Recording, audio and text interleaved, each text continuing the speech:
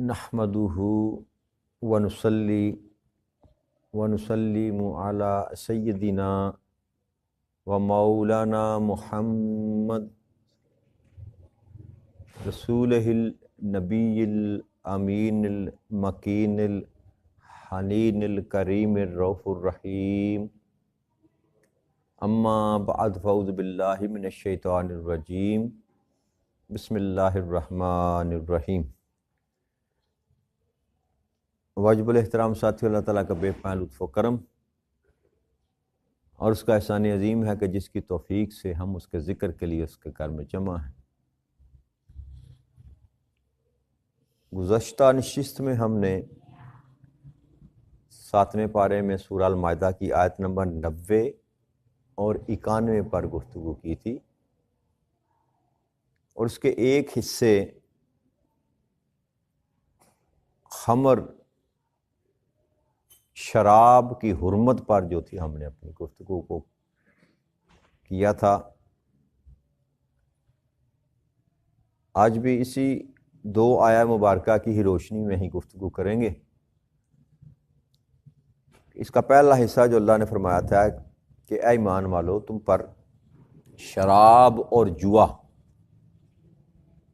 اور نصب کیے گئے بت اور فال کے تیر، یہ سارے کے سارے ناپاک شیطانی کام ہیں، سو تم ان سے کلیتاً پرہیز کرو تاکہ تم فلاح پا جاؤ۔ اور آیت نمبر 91 میں اللہ کریم نے ارشاد فرمایا کہ شیطان یہی چاہتا ہے کہ شراب اور جوئے کے ذریعے تمہارے درمیان عداوت اور کینہ ڈلوا دے اور تمہیں اللہ کے ذکر سے اور نماز سے روکے، کیا تم باز آؤ گے؟ تو ان 2 آیہ مبارکہ کی روشنی میں ہم نے صرف ایک خمر یعنی کہ شراب پر گفتگو کی تھی، اس کی حرمت پر۔ حضرت عبداللہ بن عمر رضی اللہ تعالیٰ عنہ بیان کرتے ہیں کہ رسول اکرم صلی اللہ علیہ وآلہ وسلم نے فرمایا، جس شخص نے دنیا میں شراب پی اور پھر اس کی توبہ نہ کی، اس گناہ پر اللہ کی معافی نہ مانگی اللہ سے، تو آخرت میں وہ جو شراب طہور اس کو ملنی ہے اس سے وہ محروم کر دیا جائے گا۔ اور ایک دوسری حدیث مبارک ہے جسے سنن نسائی میں اور سنن ابن ماجہ میں رقم کیا گیا، حضرت عبداللہ بن عمرو بن العاص رضی اللہ تعالی عنہ آپ فرماتے ہیں کہ میں نے رسول اکرم صلی اللہ علیہ وآلہ وسلم کو یہ فرماتے ہوئے سنا کہ جو شخص، کوئی ایسا شخص جس نے خمر کو پیا، شراب کو پیا، 40 دن تک اس کی توبہ قبول نہیں ہوتی۔ اگر وہ توبہ کر لے تو اللہ اس کی توبہ کو قبول کر لیتا ہے، اور اگر پھر وہ شراب پیے پھر اللہ 40 دن تک اس کی توبہ قبول نہیں کرتا، اور اگر توبہ کرتا رہے تو پھر اللہ کریم اس کی توبہ کو قبول فرما لیتے ہیں۔ آقا نے فرمایا پھر اگر وہ دوبارہ شراب پیے توبہ کر لینے کے بعد تیسری دفعہ، تو اللہ کریم اس صورت میں پھر اس کے 40 دن جو ہے اس کی توبہ کو قبول نہیں فرماتے۔ پھر اگر وہ توبہ کرے تو اللہ کریم اس کی توبہ کو قبول کر لیتا ہے۔ پھر آقا کریم صلی اللہ علیہ وآلہ وسلم نے فرمایا کہ 3 دفعہ کے بعد اگر وہ شراب پیے تو اللہ پر حق ہے کہ وہ اس کو دوزخوں کی پیپ پلائے۔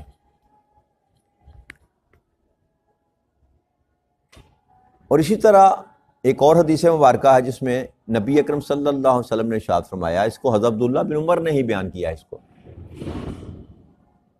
کہ احسان جتانے والا جنت میں داخل نہ ہوگا، اور نہ ماں باپ کی نافرمانی کرنے والا، اور تیسرا وہ شخص جو دائماً شراب پیتا ہے، دائماً شراب پیتا ہے۔ تو یہ شراب کا پینا جو ہے یہ اللہ کے احکامات میں جو اللہ نے حکم دیے ہیں ان میں سے حرمت کا جو درجہ اللہ نے دیا دن احکامات میں، ان میں سے ایک حکم ہے۔ تو اگر انسان کسی غلطی کوتاہی کی وجہ سے یا زندگی میں کبھی کبھار اگر کوئی ایسا کوئی معاملہ اس کے ساتھ ہو جائے کہ اس حرام چیز کو اپنے زبان پر لگا لے، تو اس کو اللہ کے ہاں توبہ کرنی چاہیے۔ 40 دن آقا نے فرمایا کہ اس کی توبہ قبول نہیں ہوتی، لیکن ساتھ یہ سند ہے کہ 40 دن کے بعد اللہ اس کی توبہ قبول فرما لیتا ہے۔ لیکن اگر وہ دائماً شراب پینے والا ہے، شراب پیتا رہتا ہے اور توبہ نہیں کرتا اور اسی حالت میں وہ دنیا سے چلا جاتا ہے، تو ایسے شخص کا ٹھکانہ جو ہے وہ جہنم ہوگا، اور اس کو پلانے کے لیے اللہ کریم نے ارشاد فرمایا، آقا نے جو فرمایا نا کہ ان کو جہنمیوں کی پیپ پلائی جائے گی اس جرم کے بدلے میں۔ اور دوسرا جہاں جو اللہ کریم نے اس میں اس آیہ مبارکہ میں جو ذکر کیا گیا وہ ہے میسر، جوا، جس کو عرف عام میں کہا جاتا ہے۔ اس کو بھی اللہ کریم نے شراب کے ساتھ ہی جو ہے نا اس کی حرمت کا بھی اعلان کیا کہ یہ جوا ایسی رقم کو کہتے ہیں جو غالب آنے والا کسی مغلوب سے حاصل کرتا ہے۔ دو بندوں نے شرط لگائی، اگر تم ہار گئے تو تم یہ مجھے دو گے، جیسے عام ہمارے معاشرے میں چلتا ہے، اور اس طرح کی جتنی بھی قسمیں ہیں جوئے کی، ان کو اللہ کریم نے شیطانی کام کہا اور کلیتاً رک جانے کا یہاں پر حکم دیا۔ جیسے ہمارے معاشرے میں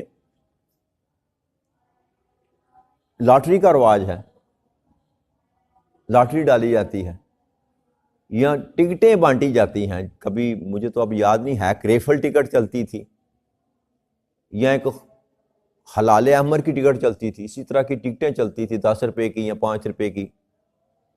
تو وہ ٹکٹیں لی جاتی تھیں اور ان کے بعد سال بعد یا 6 ماہ کے بعد یا 3 ماہ بعد جو بھی ان کا نظام تھا اس میں سے لاٹری نکالتے تھے، جس کا نمبر نکل آتا اس کو موٹر سائیکل یا گاڑی جو بھی واٹ ایور جو بھی کچھ دیتے تھے۔ یہ بھی کلیتاً حرام، اس کی بھی گنجائش شریعت محمدی صلی اللہ علیہ وسلم میں نہیں ہے کہ آپ ہزاروں لوگوں سے پیسے اکٹھے کرتے رہیں اور پھر آپ کسی کرا ڈالیں، کسی ایک بندے کا نکل آئے یا 2 بندوں کو یا 3 بندوں کو ان میں سے پیسے دے دیں، باقی ساروں کے ہڑپ کر جائیں۔ اسی طرح کوئی اور معاملات بھی ہیں، جیسے کچھ ہماری ویلفیئر کی تنظیمات ہیں، وہ بھی اسی طرح کا کام کرتی ہیں کہ لوگوں سے فنڈ جنریٹ کرنے کے لیے وہ ٹکٹ ایشو کرتی ہیں اور لوگ ٹکٹ خریدتے ہیں اور اس ٹکٹ پر پھر انعام دیا جاتا ہے، جس کا انعام نکل آئے۔ تو ایسی تمام جو معاملات ہیں ان کی شریعت محمدی میں گنجائش نہیں ہے۔ آپ نے مدد کرنی ہے کسی ویلفیئر سوسائٹی کی، کسی ویلفیئر کے شعبے کی چیریٹی کرنی ہے، تو پھر لالچ کے تمام میں آ کر کے آپ کرنی ہے، آپ نے دینا ہے تو دے دیں، بھلے 10 ہی دینے ہیں دے دیں۔ اس تمے میں، اس لالچ میں آ کر کے میرا موٹر سائیکل نکلے گا، میری گاڑی نکلے گی، میرا پریشر کوکر نکلے گا، اگر اس طمع اس لالچ میں آپ کرتے ہیں تو وہ جوا ہے اور وہ حرام ہے، وہ حرام ہے۔ اسی طرح اور دوسرے معاملات ہیں، میچ پہ لوگ پیسے لگاتے ہیں، یہ آؤٹ ہو جائے گا یا نہیں ہوگا۔ آج کل جو ہمارے ہاں حلال جوا چل رہا ہے نا، ہر بندہ ہی کھیل رہا ہے، ہر دوسرا بندہ کھیل رہا ہے۔ یہ کرکٹ کو جو عروج ملا ہے نا، کرکٹ کو، اس گیم کو جو عروج ملا ہے، اس کا بنیادی ایک سبب یہ جوا بھی ہے۔ سب سے زیادہ جوا جو ہے نا، وہ جو ایک تو ریس، گھوڑوں کی ریس لگتی تھی نا ایک خاص طور پر، تو وہ گھوڑوں پر ریس لگائی جاتی، جوا ہوتا تھا، کسی نے کالے گھوڑے پر لگائی، کسی نے لال گھوڑے پر لگائی، نمبر ہوتے تھے گھوڑوں کے، آپ دیکھتے ہوں گے۔ آج کل تو وہ اتنا نہیں ہے، لیکن کبھی وہ بہت زیادہ ہوتا تھا۔ لاہور میں ریس کورس گراؤنڈ ہے، وہاں پر گھوڑوں کی ریس لگائی جاتی تھی، تو وہاں پر کروڑوں روپے کا، اس دور میں لاکھوں کروڑوں کا جوا ہوتا تھا، گھوڑوں پر شرطیں لگائی جاتی، اور بڑے بڑے سیٹھ جو تھے وہ یہ کام کرتے، وہ غریب آدمی کی گیم نہ تھی وہ۔ یہ جو کرکٹ ہے نا، جو آج کل مروجہ چل رہا ہے ہمارے یہاں، تو اب ٹی وی پہ میچ دیکھ رہے ہیں، 2 آدمی کھڑے ہیں وہ جوا کھیل رہے ہیں، وہ کہہ رہے ہیں اس بال پر یہ آؤٹ ہو جائے گا، وہ کہتا نہیں ہوگا جی. اور بک کیے جاتے ہیں. بکی آپ نے سنا ہوگا، جوا ہوتا ہے، ٹیموں کی ٹیمیں خرید لی جاتی ہیں. ایک ٹیم فیورٹ چل رہی ہے، وہ اس کو پتا یہ جیتنے والی ٹیم ہے، اس کو بک کر لیا جاتا ہے کروڑوں ڈالر دے کر کے، تم نے ہار جانا ہے. اور ریٹ چلتا ہے اس کا ایک کے ساتھ دو، ایک کا دو دو، یعنی کہ ایک نے 100 لگایا اس کو 200 ملیں گے. ایسا ہی ہے کہ نہیں؟ میں غلط کہہ رہا ہوں؟ تو اس طرح کی جتنی بھی کمائی ہے نا، اس طرح کا جتنا بھی مال ہے نا، وہ میسر کے ہی زمرے میں آئے گا، وہ جوا ہے. ویسے گیم کوئی بھی کھیلنا جو ہے، اگر وہ اللہ اور اللہ کے رسول کے دوسرے جو احکامات ہیں ان میں خلل نہیں ڈالتی.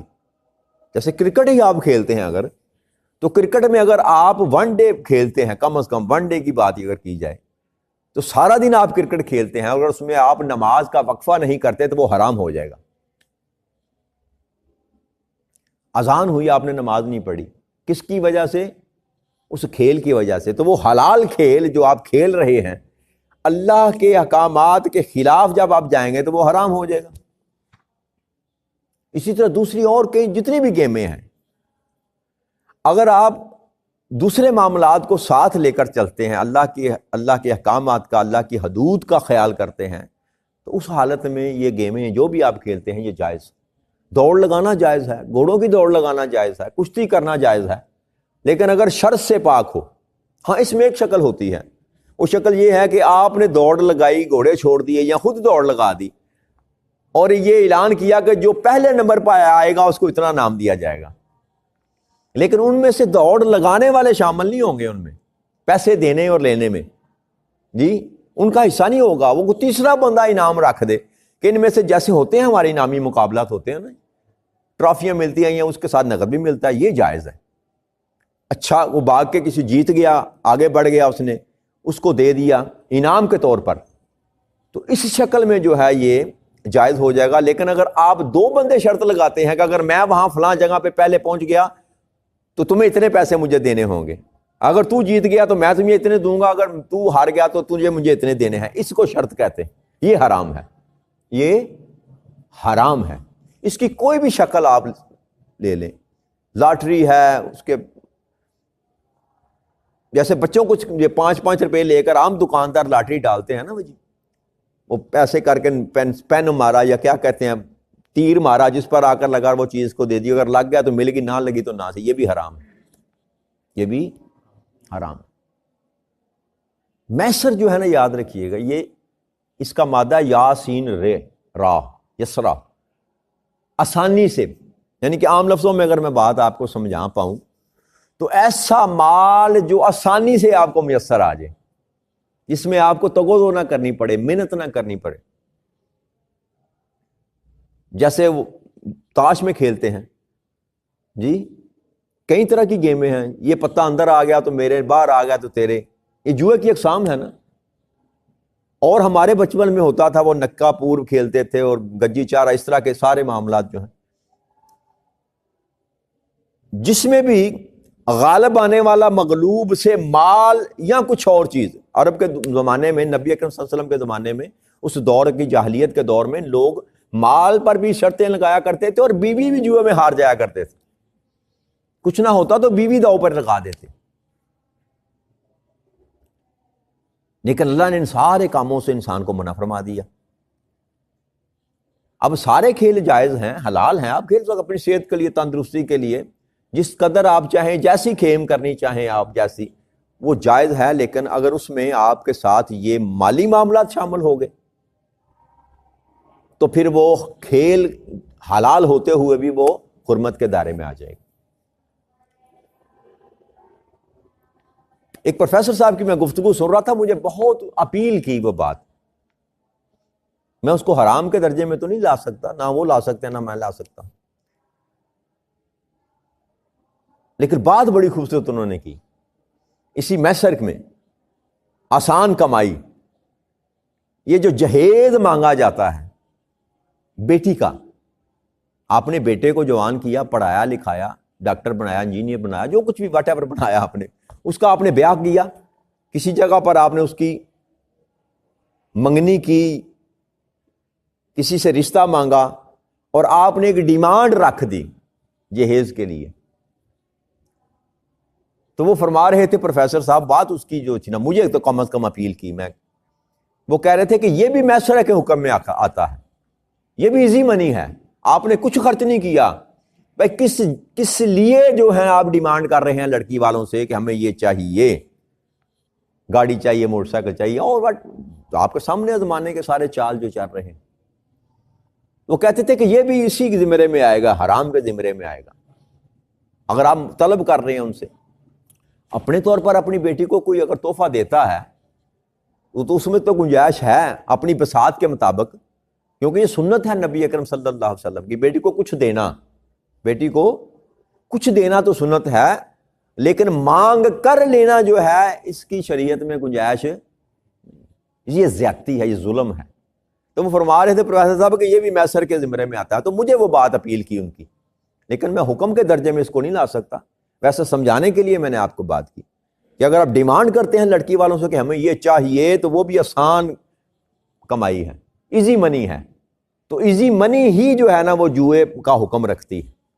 آپ کا لگا لگایا کچھ نہیں، آپ نے محنت کوئی نہیں کی، بس بیٹھ گئے ہیں، یہ ایسا ہو گیا تو ایسے مل جائیں گے، ایسا ہو گیا. بانڈ خرید لیتے ہیں نا ہم، جو بانڈ رکھ لیا خرید کر، 25 کروڑ کا 30 کروڑ کا انعام لگے گا. یہ تمام یہ لالچ جو ہے نا، یاد ہے اس کے پیچھے جو چیز ہے نا، اسی چیز کو تو ختم کرنے کے لیے اللہ کریم نے اس پر پابندی لگائی.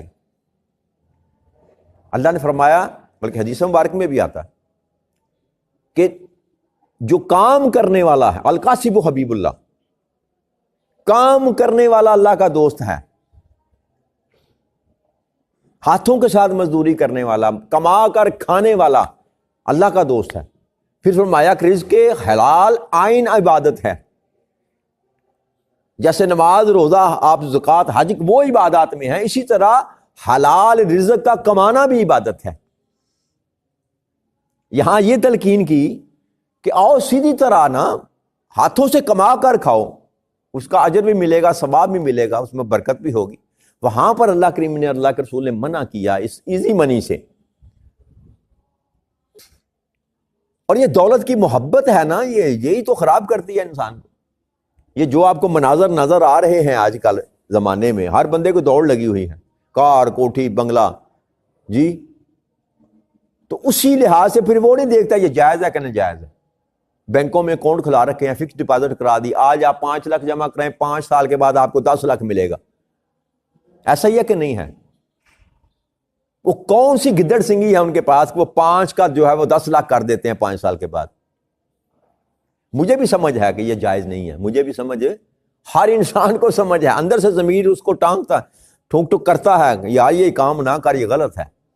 لیکن چونکہ پیسے کا لالچ ہے، دنیا ہے، تو بینک نے بھی دھوکہ دے رکھا ہے. پی ایل ایس اکاؤنٹ کھول دیا، profit and loss sharing account, اس میں گر ڈال دیا انسان کو. بس بینک ہے، آپ نے رکھے پیسے محفوظ. جیسے کبھی کسی زمانے میں قاضیوں کے پاس لوگ رکھتے تھے پیسے، میں سفر پہ جا رہا ہوں، میرے یہ پیسے رکھ لیں، وہ قاضی اس کو مور لگا کر تھیلے میں ڈال کر رکھ دیتا تھا. جب واپس آیا اس کو ادا کر، جتنے دے کر گیا اتنے ادا کر دیے. یہ خدمت ہوتی تھی. چلو اس کی جدید شکل اگر بینک ہی لے لیں، تو آپ اپنے گھر پیسے رکھنا چاہتے ہیں رکھ دیں، اپنے لے لیں، بس بات ختم. یہاں تک تو بات سمجھ آتی ہے. لیکن یہ لالچ رکھنا کہ میں لاکھ رکھوں گا، 5 سال کے بعد مجھے 2 لاکھ مل جائیں گے، یہ کلیتاً حرام ہے، یہ کلیتاً حرام. لہذا ایسی کمائی جس میں آپ کی محنت شامل نہ ہو، آپ کا کسب شامل نہ ہو، اسی کو میسر کہتے ہیں، اسی کو میسر کہتے ہیں. باقی جتنی بھی قسمیں ہیں نا جوئے کی، وہ تو پہلے تو پانسا پھینکا جاتا تھا،